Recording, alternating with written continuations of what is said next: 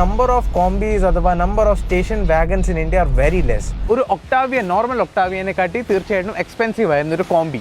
ഈ ഒരു power figures 2005 അനുസരിച്ച് നോക്കുവാണ് it's more than enough. Beautiful isn't it? ഇപ്പോൾ നമ്മളുള്ളത് നമ്മുടെ ഹോം ടൗൺ ആയ മണിയാർ പത്തനംതിട്ടയിലാണ്, അതായത് കേരള. അപ്പോൾ അതേപോലെ തന്നെ നമ്മൾ ഇന്നൊരു റെയർ സെഗ്മെൻറ്റ് വണ്ടിയായിട്ടാണ് വന്നിരിക്കുന്നത്. അതായത് ഏർലി 2000s ഒരു സെഗ്മെൻറ്റ് ഓഫ് കാർസ് ഇന്ത്യയിൽ ലോഞ്ച് ആയി. അത് ഒട്ടും എൻ്റർടൈൻ ചെയ്തില്ല ഇന്ത്യൻ മാർക്കറ്റ്സിൽ. അതേതാണെന്ന് വെച്ചാൽ സ്റ്റേഷൻ വാഗൻസ് ഓർ എസ്റ്റേറ്റ് കാർസ്. അതായത് നമ്മുടെ ഈ ഒരു സെഗ്മെൻറ്റ് കാർസ് എങ്ങനെയാണെന്ന് വെച്ചാൽ ഒരു mix of sedan and hatch back. അതായത് നമ്മൾ ഫ്രണ്ടിൽ നിന്ന് നോക്കുമ്പോഴും അഥവാ സൈഡിൽ നിന്ന് നോക്കുമ്പോഴും നമുക്കൊരു സെഡാൻ ആയിട്ട് തോന്നും. മെയിൻ ചേഞ്ച് വന്നേക്കുന്നത് നമ്മുടെ റിയർ സെക്ഷനിലാണ്. റിയർ സെക്ഷനിലേക്ക് വരുമ്പോഴാണ് നമുക്ക് ആ ഒരു മാസീവ്നെസ് അഥവാ ഒരു സെഡാൻ്റെയും ഹാച്ച് ബാക്കിൻ്റെയും കോമ്പിനേഷൻ കാണാൻ കഴിയുന്നത്.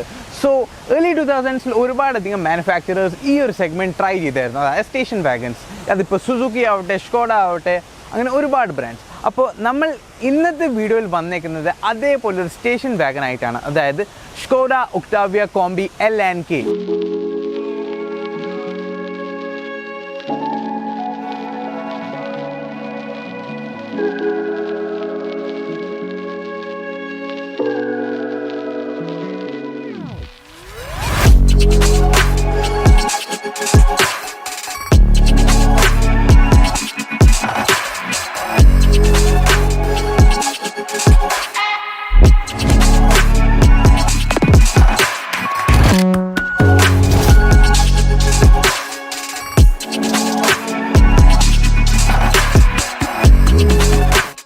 രണ്ട് വേരിയൻസ് ആണ് ഇന്ത്യൻ മാർക്കറ്റ്സിൽ വന്നത്. അതായത് ഒരു VRS വേരിയൻറ്റ്, ഒരു 1.8 litre turbo charged engine and 1.9 litre turbo charged engine, അതായത് TDI എഞ്ചിൻ. നമ്മുടെ കയ്യിൽ കിട്ടിയ ഈ ഒരു വണ്ടി മോർ ദാൻ 2 lakh കിലോമീറ്റേഴ്സ് ആണ് ഓഡോമീറ്ററിൽ ക്ലോക്ക് ചെയ്തിരിക്കുന്നത്. എന്നാൽ പോലും യാതൊരു രീതിയിലുള്ള പ്രശ്നവും ഉണ്ടായിട്ടില്ല. നമുക്കതിൽ തന്നെ റിയർ സെക്ഷനിൽ നിന്ന് തുടങ്ങാം. അതായത് റിയർ സെക്ഷൻ ആണല്ലോ ഈ ഒരു കോംബിനെ ഒക്ടാവിയയിൽ നിന്നും സെപ്പറേറ്റ് ചെയ്യുന്നത്. അതായത് ഒരു എസ്റ്റേറ്റ് അഥവാ സ്റ്റേഷൻ വാഗൻ ആക്കുന്നത് തന്നെ ഈ ഒരു റിയർ സെക്ഷനാണ്. ഒരു റിയർ സെക്ഷൻ ഇത്രയും മാസീവായിട്ട് കാണുന്നതാണെങ്കിൽ പോലും ഇതിൻ്റെ ബൂട്ട് കപ്പാസിറ്റി വരുന്നത് അറൌണ്ട് 578 ലിറ്റേഴ്സ് ആണ്. ഈ ഒരു കാരണം ഞാൻ എന്തുകൊണ്ടാണ് പറഞ്ഞതെന്ന് വെച്ചാൽ, അതായത് നോർമൽ ഒക്ടാവിയയിലും കോംബിയിലും ആ ഒരു സമയത്ത് ഓൾമോസ്റ്റ് സെയിം ബൂട്ട് കപ്പാസിറ്റിയാണ് നമുക്ക് വന്നുകൊണ്ടിരുന്നത്.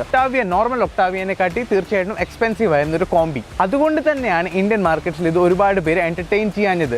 മെയിൻലി ഇത്രയും അധികം ഒരു പ്രീമിയം പ്രൈസ് എന്തുകൊണ്ട് കൊടുക്കണം?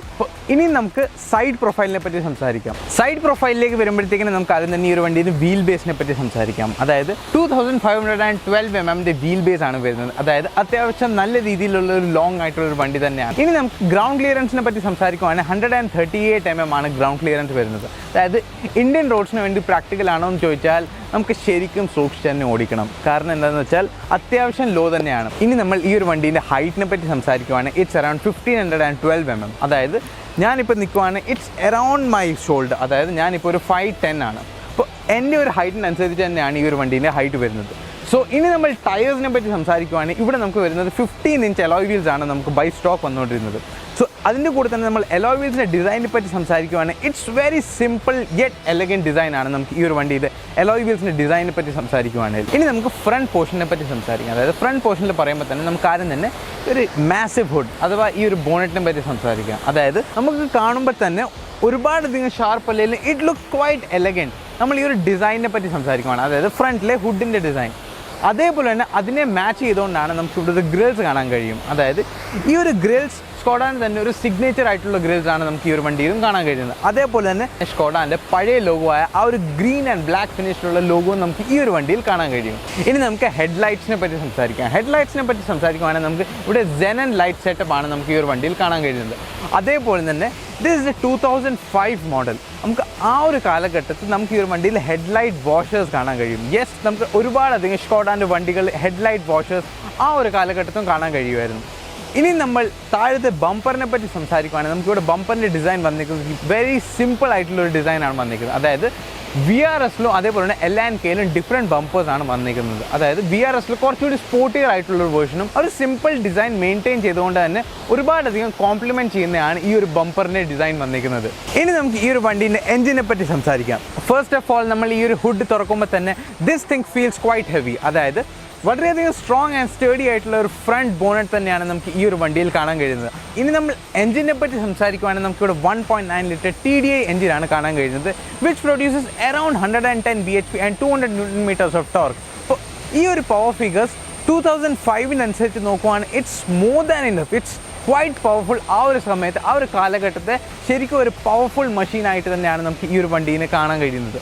ഇന്ത്യൻ മാർക്കറ്റ്സിൽ ഏറ്റവും ഇമ്പോർട്ടൻ്റ് ആയിട്ടുള്ള ചോദിക്കുന്ന വേറൊരു കാര്യമാണ് എത്ര ഫ്യൂവൽ എഫിഷ്യൻസി നമുക്ക് ഈ ഒരു വണ്ടിയിൽ കിട്ടും. അപ്പോൾ നമ്മൾ ഈ ഒരു വണ്ടീൻ്റെ ഫ്യൂവൽ എഫിഷ്യൻസിനെ പറ്റി പറയുവാണെങ്കിൽ അണ്ടർ ഹൈവേ കണ്ടീഷൻസ്, അതായത് നമ്മളിപ്പോൾ നോർമൽ സ്മൂത്ത് ആയിട്ടുള്ള ഒരു ഹൈവേയിലൊക്കെ ഓടിക്കുവാണെങ്കിൽ 18 to 20 km/L നമുക്ക് ഡെഫിനറ്റ് ആയിട്ട് കിട്ടും. But it totally depends upon our driving style. അതുകൊണ്ട് തന്നെ നമ്മൾ മൈലേജിനെ പറ്റി സംസാരിക്കുകയാണെങ്കിൽ സിറ്റി യൂസേജിൽ we can get around 14 to 15, highway യൂസേജിൽ we can get around 18 to 20. ഇനി നമുക്ക് ഈ ഒരു വണ്ടീനെ മിസ് ചെയ്യാൻ പറ്റാത്ത ഒരു ഫീച്ചറിനെ പറ്റിയാണ് നമ്മൾ സംസാരിക്കാൻ പോകുന്നത്. അതായത് even though this is a 16-year-old Skoda Octavia, നമുക്ക് ഈ ഒരു വണ്ടിയിൽ സൺറൂഫ് കാണാൻ കഴിയും. Yes, this car has an automatic sunroof. ഇനി നമുക്ക് ഈ ഒരു വണ്ടീൻ്റെ ഇൻറ്റീരിയറിലെ കാഴ്ചകളിലേക്ക് കിടക്കാം. So first of all let's talk about the door panels. The door panels feels quite heavy. അതായത് ഇപ്പോഴത്തെ ജർമ്മൻ കാർസ്, അതായത് ഞാൻ ഇപ്പോൾ ഒരു എക്സാമ്പിൾ തരുവാണെങ്കിൽ ഒരു പോളോ ഒക്കെ വെച്ച് നോക്കുവാണെങ്കിൽ this thing is quite heavy. അതേപോലെ തന്നെ നമ്മുടെ ഫ്രണ്ടിൽ 2 ഡോർ പാനൽസ് നമുക്ക് ഡോർ ലാംപ്സ് പ്രൊവൈഡ് ചെയ്തിട്ടുണ്ട്. പവർ വിൻഡോ കൺട്രോൾസ് എല്ലാം റൈറ്റ് സൈഡിൽ പ്രൊവൈഡ് ചെയ്തിട്ടുണ്ട് with the lock and lock feature. അതേപോലെ തന്നെ ഇനി നമ്മൾ ഡോർ ഹാൻഡിൽസിനെ പറ്റി സംസാരിക്കുകയാണെങ്കിൽ these are finished in matte chrome finish. Yes, this is a German made car. So നമുക്ക് ഇവിടെ ഹീറ്റഡ് മിറേഴ്സ് ആണ് വരുന്നത്. We have the headlight controls like the German cars have. അതിൻ്റെ സൈഡിൽ തന്നെ നമുക്ക് കാണാൻ കഴിയുന്ന ആ ഒരു റോളർ നമ്മുടെ ഇൻറ്റീരിയറിലെ ഒരുപാടധികം സ്വിച്ചസ്, അതായത് steering mounted controls, AC controls എല്ലാം തന്നെ ഇല്യൂമിനേറ്റഡ് ആണ്. അപ്പോൾ അതിൻ്റെ ഇൻറ്റൻസിറ്റി കൺട്രോൾ ചെയ്യാൻ വേണ്ടിയിട്ടാണ് നമുക്ക് ആ ഒരു വീൽ പ്രൊവൈഡ് ചെയ്തിരിക്കുന്നത്. അതേപോലെ തന്നെ നമ്മൾ മേളിലേക്ക് നോക്കിക്കഴിഞ്ഞാൽ വി ഹാവ് ദ 4 AC വെൻറ്റ്സ്. ഇതൊരു 2005 മോഡൽ വണ്ടിയാണെങ്കിൽ പോലും നമുക്ക് ഈ ഒരു ഇൻസ്ട്രുമെൻറ്റ് ക്ലസ്റ്റർ കാണുമ്പോൾ നമുക്ക് ഇത്രയും ഓൾഡ് ആയിട്ടുള്ള ഒരു വണ്ടിയാണ് നമുക്ക് തീർച്ചയായിട്ടും തോന്നിക്കില്ല. ലെഫ്റ്റ് സൈഡിലായിട്ട് RPM മീറ്റർ, റൈറ്റ് സൈഡിലായിട്ട് സ്പീഡോമീറ്റർ, അതേപോലെ തന്നെ trip A, trip B kilometres എല്ലാം നമുക്ക് താഴത്തെ ചെറിയൊരു ഡിസ്പ്ലേയിൽ കാണാൻ കഴിയും. Then temperature gauge, fuel meter, പിന്നെ നമുക്ക് ഇടയ്ക്ക് ഒരു ഡിസ്പ്ലേ പ്രൊവൈഡ് ചെയ്തിട്ടുണ്ട്. ആ ഒരു ഡിസ്പ്ലേയിൽ തന്നെ we get a lot of information, അതായത് നമുക്ക് ആവറേജ് ആണെങ്കിൽ പോലും time, temperature, a lot of information. സ്റ്റിയറിങ്ങിനെ പറ്റി പറയുകയാണെങ്കിൽ നമുക്കിവിടെ 4 സ്പോക്ക് സ്റ്റിയറിംഗ് വീലാണ് വരുന്നത് with air bag and steering mounted controls. ഇനി നമ്മൾ ലെഫ്റ്റ് സൈഡിലേക്ക് നോക്കുകയാണെങ്കിൽ ലെഫ്റ്റ് സൈഡിൽ തന്നെ നമുക്ക് AC വെൻറ്റ്സിന് ഇടയ്ക്കായിട്ട് ഒക്ടാവിയാൻ്റെ ഒരു ബാഡ്ജിങ്ങോട് കൂടിയ ഹസാർഡ് ലൈറ്റ് സ്വിച്ച് കാണാൻ കഴിയും. This feels quite elegant. പിന്നെ അതിൽ നമുക്ക് താഴേക്ക് നോക്കിക്കഴിഞ്ഞാൽ ഒരു വുഡ് ഫിനിഷിൽ ഈ ഒരു ഫൈബർ പാർട്ട്, അതേപോലെ തന്നെ നമുക്കിവിടെ ക്ലൈമട്രോണിക് AC സിസ്റ്റം കാണാൻ കഴിയും. And yes, the infotainment system here is an aftermarket infotainment system. ആ സമയത്ത് ഇൻഫർടൈൻമെൻറ്റ് സിസ്റ്റത്തിലൊക്കെ നമുക്ക് വന്നുകൊണ്ടിരുന്നത് CD and cassette players ആണ്. അതേപോലെ തന്നെ നമുക്ക് ഇവിടെ തന്നെ സീറ്റ്സ് ഹീറ്റഡ് ആണ്. ഇനി നമുക്ക് പാസഞ്ചർ സൈഡിനെ പറ്റി സംസാരിക്കാം. പാസഞ്ചർ സൈഡിന് സംസാരിക്കുന്നതിന് മുമ്പായിട്ട് തന്നെ നമുക്ക് ഒരു സീറ്റ്സിനെ പറ്റി സംസാരിക്കാം. So these seats are entirely reworked. നമുക്ക് ഇത് സ്റ്റോക്ക് സീറ്റ്സ് ആണ്, but these have been reworked. അതായത് ഇത്രയും പഴകിയത് കൊണ്ട് തന്നെ നമ്മുടെ ആ ഒരു സീറ്റിൻ്റെ കംഫർട്ട്, സ്പോഞ്ച് എല്ലാം തന്നെ ഡിസ്ട്രോയ് ആയിപ്പോയിരുന്നു. So these are entirely rework seats. So ഇനി നമുക്ക് സീറ്റ്സിൻ്റെ കംഫർട്ടിനെ പറ്റി സംസാരിക്കാം. So as I told you, these are rework. So നമുക്ക് നല്ല രീതിയിലൊരു കുഷനിങ് ആണ് ഇപ്പോൾ പ്രൊവൈഡ് ചെയ്തത്. അതായത് അണ്ടർ തൈ സപ്പോർട്ട് ആണെങ്കിൽ പോലും, ഹെഡ് റെസ്റ്റ് ആണെങ്കിൽ പോലും, എവറിഥിങ് ഫീൽസ് ക്വൈറ്റ് കംഫർട്ടബിൾ. ഇനി നമുക്ക് പാസഞ്ചർ സൈഡിലും എയർ ബാഗ് പ്രൊവൈഡ് ചെയ്തിട്ടുണ്ട്. ഇനി നമുക്ക് ഗ്ലൗ ബോക്സിനെ പറ്റി സംസാരിക്കാം. ഗ്ലൗ ബോക്സിനെ പറ്റി പറയുകയാണെങ്കിൽ ഇറ്റ്സ് ഡീസൻറ്റ് ഇനഫ്. അതായത് ഒരുപാടധികം ഡീപ്പല്ല, എന്നാൽ പോലും ഇറ്റ്സ് ക്വൈറ്റ് കൺവീനിയൻറ്റ്. സ്റ്റോറേജിനെ പറ്റി പറയുകയാണെങ്കിൽ നമുക്ക് ഈ ഒരു ഭാഗത്തായിട്ട് ചെറിയൊരു സ്റ്റോറേജ് പ്രൊവൈഡ് ചെയ്തിട്ടുണ്ട്. അതേപോലെ നമുക്ക് ഇവിടെ ആയിട്ടൊരു കപ്പ് ഹോൾഡറും പ്രൊവൈഡ് ചെയ്തിട്ടുണ്ട്. And yes, A 12V charger at the back. കഴിഞ്ഞാൽ നമുക്ക് ഇവിടെ ലൈറ്റിൻ്റെ സ്വിച്ചസ് എല്ലാം കാണാൻ കഴിയും. അതേപോലെ തന്നെ സൺറൂഫ് കൺട്രോൾസ് നമുക്ക് മേലിലായിട്ട് മൗണ്ട് ചെയ്തിട്ടുണ്ട്. ഇനി നമുക്ക് റിയർ സീറ്റ്സിനെ പറ്റി സംസാരിക്കാം. സീറ്റ്സിനെ പറ്റി പറയുകയാണെങ്കിൽ ദീസ് ആർ 60-40 സീറ്റ്സ്. 60-40 സീറ്റ്സിൻ്റെ എന്താ പ്രയോജനം എന്ന് വെച്ചാൽ നമുക്ക് 60% ക്ലോസ് ചെയ്ത് കഴിഞ്ഞാൽ we get an ample amount of space. We don't want that much space, then we can close the 40% and rest use the 60% for the seating. 2 people can easily relax on these seats. അപ്പോൾ അതേപോലെ നമുക്കിപ്പോൾ സെൻറ്ററിൽ സീറ്റ്സിനെ പറ്റി സംസാരിക്കുകയാണെങ്കിൽ centre സീറ്റിൽ നമുക്ക് ഒരുപാടധികം വലിയൊരു ഹമ്പ് കാണാൻ കിട്ടും, അതായത് സെൻറ്റർ പോർഷനിൽ. സോ സെൻറ്റർ പോർഷനിൽ അത്രയും വലിയൊരു ഹമ്പ് ഇല്ലാത്തത് കൊണ്ട് തന്നെ നമുക്ക് 3 പേർക്കാണെങ്കിലും ഇറ്റ്സ് ക്വൈറ്റ് കംഫർട്ടബിൾ. ഇനി നമുക്ക് ഈ ഒരു വണ്ടീൻ്റെ റിയർ പോർഷനെ പറ്റി, അഥവാ ബൂട്ട് സ്പേസിനെ പറ്റി സംസാരിക്കാം. ഞാൻ നേരത്തെ പറഞ്ഞ പോലെ തന്നെ ഒരു മാസീവ് ബൂട്ട് സ്പേസ് തന്നെയാണ് നമുക്ക് ഈ ഒരു വണ്ടിയിൽ കാണാൻ കഴിയുന്നത്. അതായത് നിങ്ങളിപ്പോൾ കാണുന്ന പോലെ തന്നെ ഞാൻ കയറി ഇരുന്നാൽ പോലും there is a lot of space. അതായത് easily we can sleep or camp in this car. So അപ്പോൾ അതായിരുന്നു നമ്മുടെ ഈ ഒരു സ്കോഡ ഒക്ടാവിയ കോംബിൻ്റെ ഇൻറ്റീരിയർ. ഇനി നമുക്ക് ബാക്കിയുള്ള കാര്യങ്ങൾ ഡ്രൈവ് ചെയ്യാൻ നേരം സംസാരിക്കാം. സോ അങ്ങനെ നമ്മൾ ഡ്രൈവിലേക്ക് വന്നേക്കാണ്. First of all it's too hot inside, so let's switch on the AC, then let's go.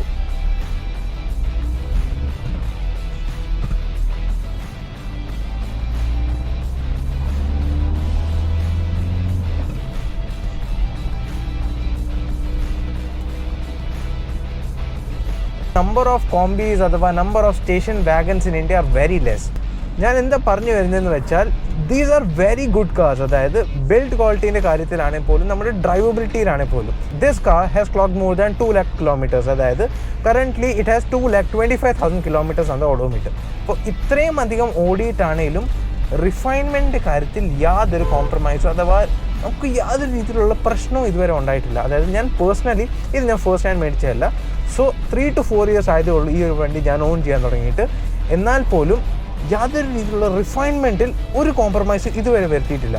Considering this is the 16th year, this thing goes like butter. So it's very comfortable to drive, very fun to drive machine. ഇനി നമുക്ക് ഈ ഒരു വണ്ടീൻ്റെ ക്ലച്ചിനെ പറ്റി സംസാരിക്കാം. ക്ലച്ചിനെ പറ്റി പറയുകയാണെങ്കിൽ ഇപ്പോൾ ഒരു നോർമൽ പോളോ TDA നിങ്ങൾ ഓടിക്കുവാണെങ്കിൽ അത്രയ്ക്കും ലൈറ്റ് ആയിട്ടുള്ളൊരു ക്ലച്ചല്ല നമുക്ക് ഈ ഒരു വണ്ടിയിൽ കാണാൻ കഴിയുന്നു. As it's an old car, so wear and tear is as usual. So അത്രയധികം ലൈറ്റ് അല്ല, എന്നാൽ പോലും നമുക്ക് യാതൊരു രീതിയിലുള്ള ബുദ്ധിമുട്ടോ അഥവാ ഒത്തിരി ഹാർഡായിട്ട് തോന്നുമോ അങ്ങനെയൊന്നുമില്ല. നമുക്ക് കാലിൽ ഒരു പ്രഷറും തോന്നാറില്ല. പിന്നെ നമ്മൾ ഗിയർ ബോക്സിനെ പറ്റി സംസാരിക്കുകയാണെങ്കിൽ gear box is also quite good. It's a 5-speed manual transmission. അതുകൊണ്ട് തന്നെ as you all know German cars are build to last. ഇനി നമ്മൾ സ്റ്റിയറിങ്ങിനെ പറ്റി പറയുകയാണെങ്കിൽ to be honest it's on the heavier side. നമുക്ക് ഒരുപാട് ഇങ്ങനെ ലൈറ്റ് ആയിട്ട് തോന്നത്തില്ല. But the heavier steerings are quite stable on higher speeds. ഇനി നമ്മൾ പവർ ഫിഗേഴ്സിനെ പറ്റി നേരത്തെ സംസാരിച്ചല്ലോ. പവർ ഡെലിവറിനെ പറ്റി പറയുകയാണെങ്കിൽ initial power delivery is very lenient. വളരെയധികം സ്മൂത്ത് ആയിട്ടാണ് ഇനീഷ്യൽ പവർ ഡെലിവറി വരുന്നത്. അതിനുശേഷം നമുക്ക് മിഡ് റേഞ്ച് പറയാൻ it's quite good. The mid range power delivery is quite good. അതിനുശേഷം നമ്മൾ ടോപ്പ് എൻഡിനെ പറ്റി പറയുകയാണെങ്കിൽ top end is a bit laggy. അതായത് ഇച്ചിരി സമയമെടുത്താണ് നമ്മൾ ടോപ്പ് എൻഡിലേക്ക് പോകുന്നത്. അപ്പോൾ it's not very quick, but it's very fun to drive machine. പിന്നെ നമ്മൾ ഈ ഒരു വണ്ടീനെ കോൺസ് അഥവാ ഇത്രയും നാൾ ഓൺ ചെയ്തതിൻ്റെ എന്തൊക്കെയാണ് നമുക്ക് ബുദ്ധിമുട്ടുകൾ വന്നേക്കുന്നത്. First of all as we all no, അതായത് ഏറ്റവും വലിയ ഡൗട്ടായിരിക്കും പാർട്സ്. സോ പാർട്സിനെ പറ്റി ഞാൻ പറയുകയാണെങ്കിൽ പാർട്സ് സോഴ്സ് ചെയ്യുന്ന ബുദ്ധിമുട്ടല്ല. It's not difficult, it's expensive.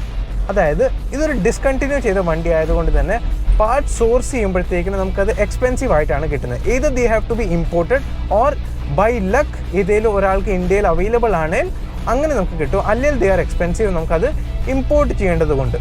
അപ്പോൾ അങ്ങനെ നോക്കുവാണെങ്കിൽ പാർട്സ് നമുക്ക് A to Z എല്ലാം തന്നെ കിട്ടും. But they are expensive as I told you.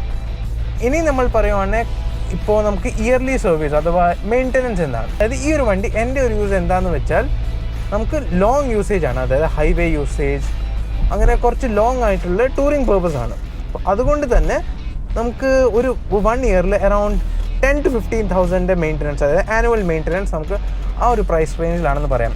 ഇപ്പോഴത്തെ ഇന്ത്യൻ മാർക്കറ്റിൽ എല്ലാവർക്കും SUVs, MUVs, sedans, hatch bags അങ്ങനത്തെ വണ്ടികളാണ് ഇഷ്ടം. അപ്പോൾ അത് വെച്ചൊക്കെ നോക്കുവാണെങ്കിൽ I don't think station wagons might be available to the Indian market, but we can't say anything. So അതായിരുന്നു നമ്മുടെ ഈ ഒരു Skoda Octavia Combiൻ്റെ സ്മോൾ റിവ്യൂ. നിങ്ങൾക്ക് എല്ലാവർക്കും മനസ്സിലാക്കാണെന്ന് വിചാരിക്കുന്നു. Comment down your opinions about this car and what do you like about this car. So thank you so much for watching guys. Video ഇടുമ്പോൾ ഇഷ്ടമെങ്കിൽ don't forget to hit that like button and share this to all your friends and family. അപ്പോൾ അടുത്തൊരു video ആയിട്ട് കാണുന്നവരെ stay tuned and goodbye till then. Take care.